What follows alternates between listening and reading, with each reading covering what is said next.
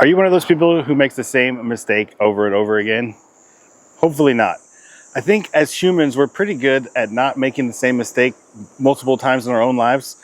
But what we're not good at is recognizing somebody else's mistake and then avoiding it before we ever make the mistake. For some reason, we have to make the mistakes ourselves before we can learn from them. So in this video, I'm going to try to tell you guys the biggest regrets that retirees have later in life about their retirement, people in their 70s and 80s. I went through and did some research to find out what the biggest regrets people have are. And I'm going to tell you what they are so that hopefully you can avoid them without ever making them. But probably some of them y'all are still going to make because you got to learn it for yourself. Let's get into it right now.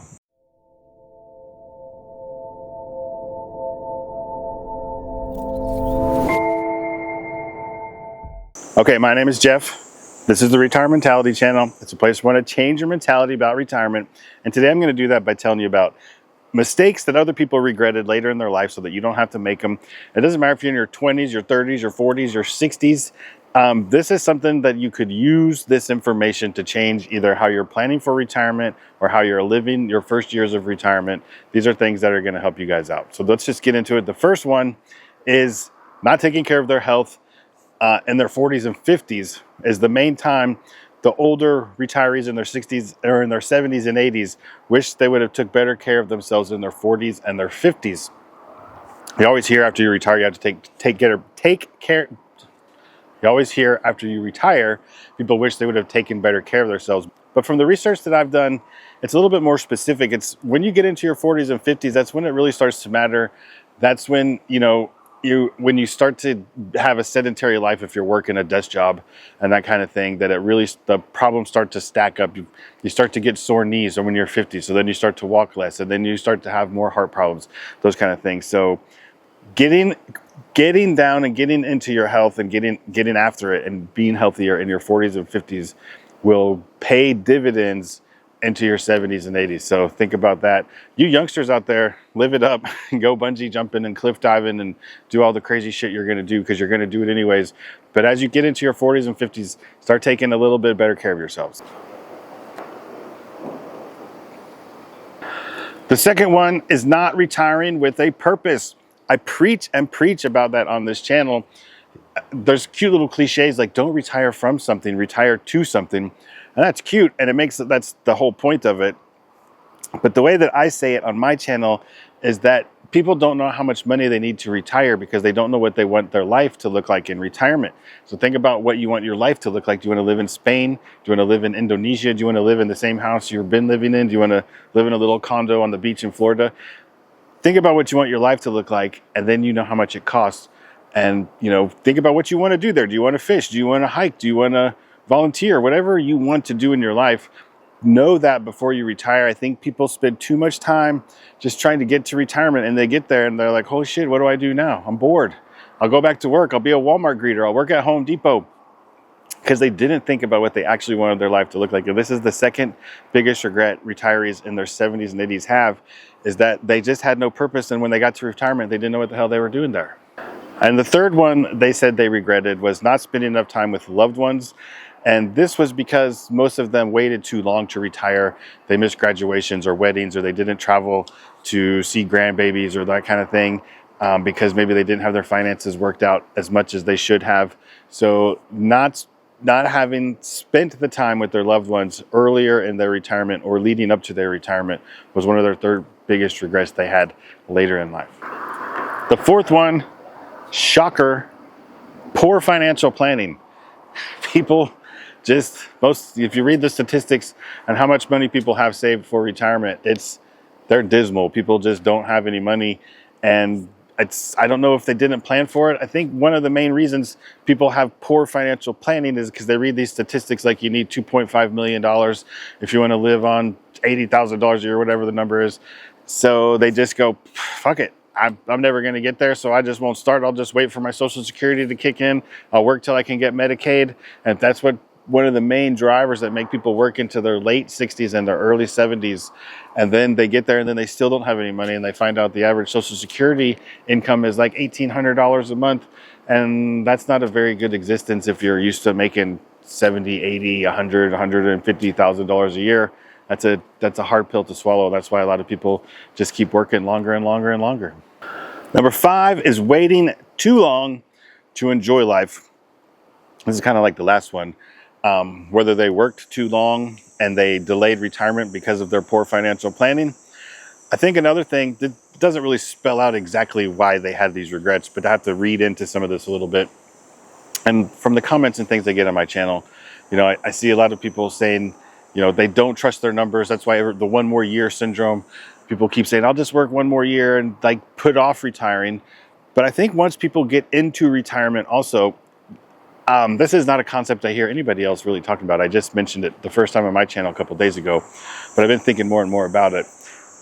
After people do retire, it's really hard to go from saving, adding to your retirement, investing and saving your whole life until all of a sudden now there's no income coming in and it's only spending and going out. And I think people for the first 1 to 3 years into their retirement don't spend a lot, don't go on the vacations, don't do the cruise, don't do the vacation, because they want to make sure their numbers are actually, they want to litmus test the numbers in real life without the income coming in. So then they wait even longer. So say you wait until you're 65 to retire, and then you don't trust that the money's going to hold out. So now you wait another 1 to 3 years to try to test out that retirement budget that you worked so hard with your financial planner to put together. And so you're delaying and delaying and delaying, and that doesn't leave a lot of time left to have fun and travel the world. Number 6 was staying in the wrong job for too long. I think this is more true of the older generation than the younger generation. I'm kind of the cutoff in the middle. The Gen Xers, we're kind of the cutoff where like my parents stayed at the same job for 40 years and got the gold watch and the pension. Us Gen Xers, we kind of started to bounce around. Maybe we had 4 or 5 jobs or careers in our lives. And the kids today, they'll bounce around and work on their computers and their laptops and work for anywhere. So I think this is going to become less of a problem, but it can still be a problem for people who have a job and are like, depending on the type of job you have and you want job security, staying in a job that you want for too long is one of the major regrets of people in their 70s and 80s. So don't make that mistake. Number 7 was not traveling when they could.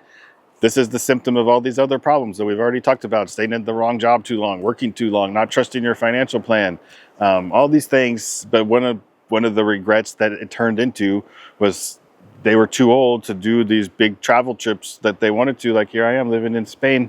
I'm going to turn the camera around real quick just so you can see. Can you see that? If I put my face in there, it won't focus on me. Look at this view. I can also hear the bells of the sheep around there. The sheep all wear little bells around their necks down there, and I can hear them down there below me, which is kind of cute. I like that. Where are we at here? Let me get you back focused. And you can remedy this problem before you even retire. When you've got that, even with your 2-week vacation, take that 2-week vacation and do the trip to Bali or to France or wherever you want to go, and knock off some of those places on your bucket list before you retire while you're younger, even if you're still working. Number 8, and this is a good one. The 8th thing that people regret in their 70s and 80s about their retirement was that after they retired and the kids were at a house, they didn't downsize. They didn't sell the big house that the kids grew up in and get the little condo, or they didn't go from 2 cars to 1 car. My parents have done this. They have a 5,000 square foot house full of every article of clothing they've owned in their whole life. My dad has 5 sets of golf clubs in the garage. My mom has, she collects dolls. There's thousands of dolls get strewn about the house. And you got to start downsizing some of those things, because all of a sudden when you're in your 80s, it's awful difficult to do that. And it just gets harder and harder. So even if it's not downsizing your mansion to a condo or your F-350 to a Honda pickup truck or whatever it is, if it's just your stuff, start downsizing as you get older and start doing it in your 40s and 50s. One of the great things, when we moved to the Virgin Islands, we had to downsize most of our stuff, and we moved with one pallet, a 4-foot by 4-foot by 4-foot pallet, and we each had 2 suitcases, but we kept stuff in our attic because we hadn't sold our house. So now we sold our house and we moved here with 2 suitcases each. Anyway, start downsizing your stuff and you'll be very glad that you did. The ninth thing people regret into their older lives, in their 70s and 80s after retirement, was that they didn't document any of their life, and their kids, their grandkids, or even their own memories. As their own memories start to fade, there wasn't a lot to look back on. I do that a lot with these YouTube channels. I'm about to start a new YouTube channel about my life here in Spain, so get ready for that announcement coming up soon if you're interested. I'm going to be doing a whole new channel. I've got like the first 5 videos done. All the internet gurus say not to start a new channel without at least 5 videos. So I'm trying to get 2 more videos edited, and I've got my 5 videos. So that's going to be coming out pretty soon. But document your life in some way, whether it's just some journals, YouTube videos, put all your photos together, put your life together somewhere where you can see it and keep track of it. And especially for you younger kids out there, I think you could probably access your Instagram account in 50 years. Hopefully it's still around. But find ways to document your life a little bit and keep some kind of a record so you can look back on it, even if it's just for you. And number 10, the last thing, I don't know if these were in any kind of an order, but the number 10 thing, and this is a good one, and this is something that I hope you can learn at any age, and that is worrying too much about what other people think. Who gives a shit? And that's why everybody has, not everybody, that's why most people have a $100,000 truck in the driveway, and the wife has a $80,000 car in the driveway, and we have to have the big fancy house, and we have to have the country club membership, and we have to have the whatever animal on our t-shirt, and we have to have the expensive watch. Notice I don't have any of those things. This is a $2.40 shirt from Temu.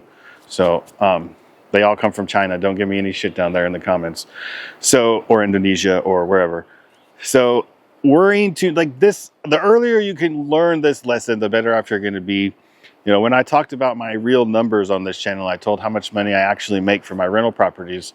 I know that half the people out there, I'm sure all my friends and family who are Snoopy went and watched that video too. Half of them probably think I'm rich. Half of them probably think I'm poor. I don't care, because I'm happy with where I am and I don't have to get up and go to work every day. And that is the real flex. For me, the flex isn't how nice my car is. My car back in America is a 2016 Subaru. My wife and I have one car. We're renting a car here while we're in Spain. So for me, the flex isn't what kind of car I drive or what kind of watch I wear or what kind of animal is on my shirt. It's about, do I have to get up and go to work every day? Do I live in a beautiful place? Do I own my time? Do I have the freedom to do what I want? And the answer to those things is yes. And that to me is the flex. And if nobody sees me flexing, I don't care, because I'm just doing my own thing. I'm in my own lane, living my life. And once you get in there and you learn that lesson, that's true freedom. And it reminds me, I'm going to tell a story real quick here to end this video with, but as I hear the sheep down there baaing, is that what a sheep noise makes? I read a meme the other day, and it said, the sheep spends its whole life worrying about the wolf, only to be eaten by the shepherd. And when you figure that out, you learn to shift your priorities of what you're going to worry about. So remember that, ponder that, think about that. Give me a thumbs up down there. Subscribe to the channel if you want more poetic wisdom like this. And if you keep watching, I'll keep making these videos. Thank you very much.